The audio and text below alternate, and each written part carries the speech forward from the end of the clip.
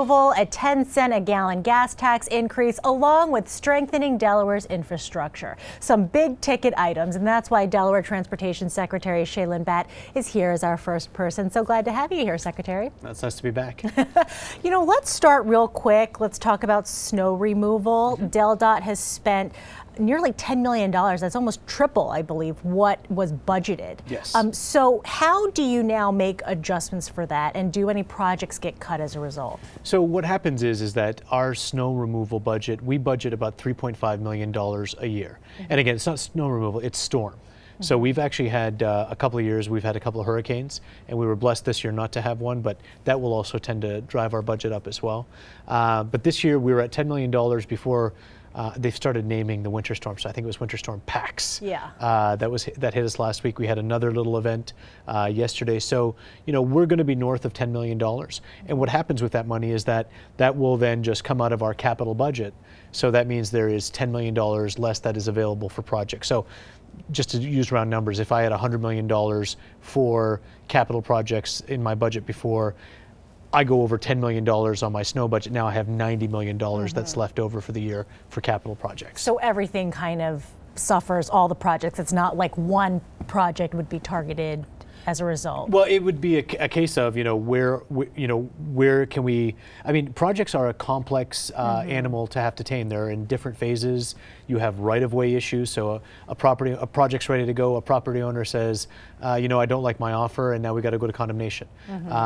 You're about to break ground on a project, and all of a sudden a utility issue rises up, and now you got to slow down.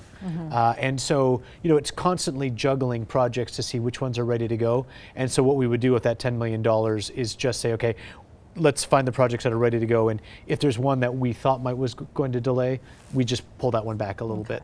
We keep hearing about salt shortages. How are we doing? We're actually doing really well. Okay. And we actually got some calls from some different jurisdictions about, hey, can you spare a little bit of salt? And we tried to be the best neighbors that we could be. One of the issues that we had was that we were supposed to get a salt shipment, I believe, February 25th. And we got a call saying that the ship was delayed coming from South America to March 7th. So that forced us to be very, very conservative because we didn't want to be like some jurisdictions out of salt. But we have about half of our capacity on hand right now, which is enough for about 2.5 statewide events. So we're in good shape. Okay. Well, the gas tax, Governor Markell is asking for a 10-cent per gallon increase. And now you're sort of the face of that increase. How do you see this playing out? Well, I think that, nobody jumps for joy when they hear that, this is the face of a gas tax increase, right? I'm going to have to pull my collar up as I'm driving around now around the state. But here's the bottom line. I think that everybody sees the value. Everybody that I've talked to, whether it's going out with the governor or out by myself, everybody recognizes the importance of investing in transportation infrastructure. Everybody pats us on the back for saying, hey, great job at the mall, or we really like what you're doing at 95 and 202, or it's really important to make those great separated interchanges all along Route 1. You're really helping out with traffic. But it has to be paid for. And the gas tax has not gone up since 1995.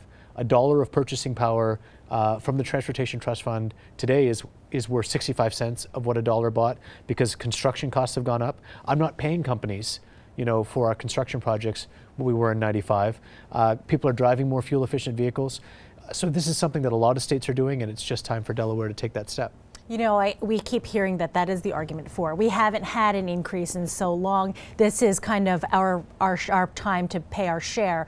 But what about, we're also hearing some lawmakers offering alternatives about, hey, let's make a road a toll road and then pay for all of our infrastructure improvements that way. Is that a viable option? I think that there's a lot of alternatives out there. And I think the first thing I would say is that the governor has been pretty clear. The 10-cent gas tax increase is his proposal, and he's very open to hearing other ideas. And so if other people have viable ideas, it's great. I think that there's always a great idea of how can we export this so that other people share in the quote-unquote pain. But the bottom line is we got to get something done. And so, that's I think I would applaud the governor and thank him for taking that step. Politically, how deeply do you get involved? I mean, are you lobbying for this? You know, it's funny because in my last job, I was, dealing with congressional affairs at the Federal Highway Administration. And so to me, this is just there were a lot of members of Congress who had interest in projects. There's a lot of members in the General Assembly who are very concerned about individual projects.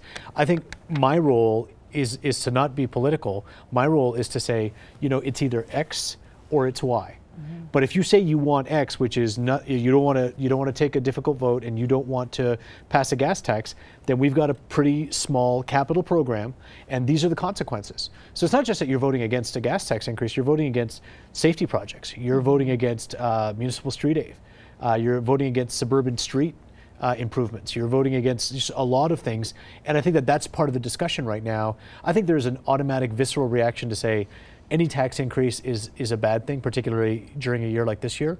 My job is to say, this is what it looks like, and we don't want to be doom and gloom, but there are consequences, and we need to be very real about what those consequences are. Given those consequences and kind of looking at them down the road, are you preparing in case this does not pass for what will have to happen if the lawmakers decide, hey, no, we're not approving this gas tax? So we just had a project status meeting this morning. We do those once a month, and it's all of our engineers who come in and say, here are all the projects we're working on. And there is, imagine, I worked at McDonald's when I was a teenager. And imagine that you're told, well, you might have to make 100 hamburgers, or you might have to make 1,000 hamburgers.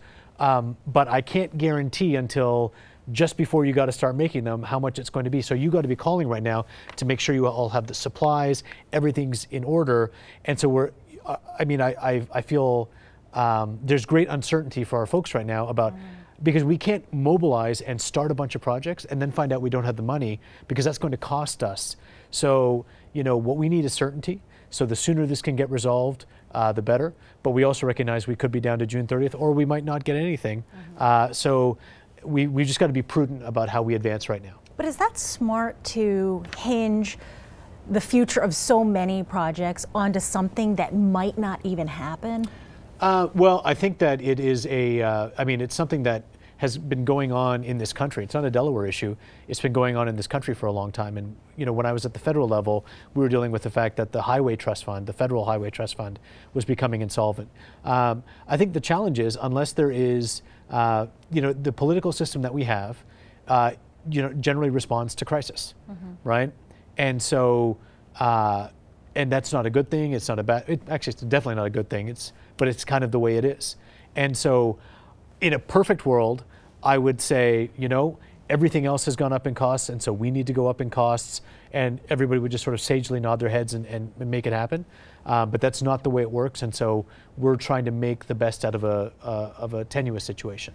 All right, there are some road projects out there we've been talking about for a long time. The 301 bypass, want to know where that stands, and then after that, let's go to the more controversial 113 bypass. So we'll start with the 301. I'm surprised that 113 is the more controversial, but that's okay. So 301 is a project that has been on the books for 50 years. There are a number of there's a defined purpose and need for that road. And the purpose and need for that road is to separate the truck traffic from the car traffic and deal with the growth in southern Newcastle County that is coming, and I'm part of that growth.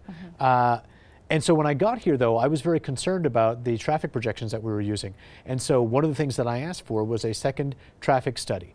And that traffic study we got late last year. And what we've been very transparent, very public with this, and said, okay, now we know we have a range. Before we had sort of one data point, now we've got a range. Now we do know that with the reduced traffic, there is probably going to be a need for public dollars to go into it. And we have thoroughly debunked the notion that the road pays for itself. Yeah. Because a lot of people say you should build 301 because it pays for itself. When I got here, I said, you don't build roads because they pay for themselves. You build a road because you need a road. So we'll be going to the bond bill, giving them that update. We have acquired most of the right-of-way for that project. The project is designed. We're going to go back to the Federal Highway Administration to apply for like a federal loan guarantee to lower the cost of borrowing. But I want to be very, very clear. We just had a fatality on 301 the other day. If you live in that area, if you drive in that area, there is an incredible amount of truck traffic on that road. It's a two-lane road for most of its stretch, and it's not designed to carry big 18-wheelers and people driving with their families, and we've got to get those separated. Okay, and 113? 113 is a road that everybody thinks is a great, for the most part, thinks is a great need. We need to improve our north-south connections in Sussex County as well as east-west. The challenge is nobody wants it to go right by them. Yeah. Which is not a Sussex County issue. That is true anywhere. It's true, for a lot of our projects. So what we've been doing is we've had a lot of public meetings. We've been working with the delegation down there, going through the NEPA process, the environmental process.